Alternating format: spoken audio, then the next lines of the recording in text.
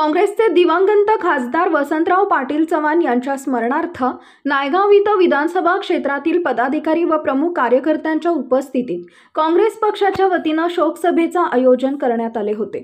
यावेळी बोलताना प्राध्यापक रवींद्र चव्हाण यांना अश्रू अनावर झाले तर सभास्थळी पूर्ण भावनिक वातावरण झाले होते।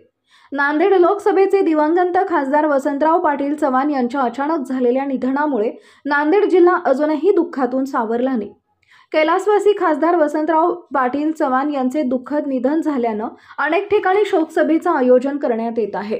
याच अनुषंगाने 6 ऑक्टोबर रोजी रविवारी दुपारी नायगाव शहरात काँग्रेस पक्षाच्या वतीनं शोकसभेचं आयोजन करण्यात आले होते।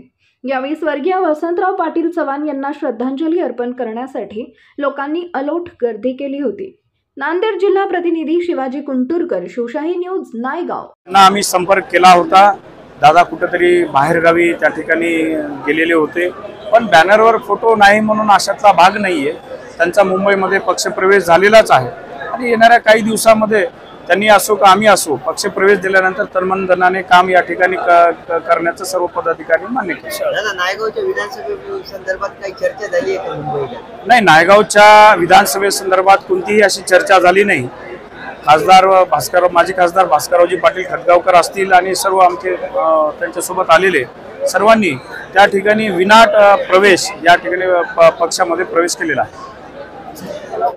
ताज्या घडामोडी जाणून घेण्यासाठी शिवशाही न्यूज यूट्यूब चॅनलला सबस्क्राईब करा। आपण हा व्हिडिओ फेसबुकवर पाहत असाल तर फेसबुक पेज फॉलो करा आणि शिवशाही न्यूज.com या आपल्या वेबसाईटलाही भेट द्या।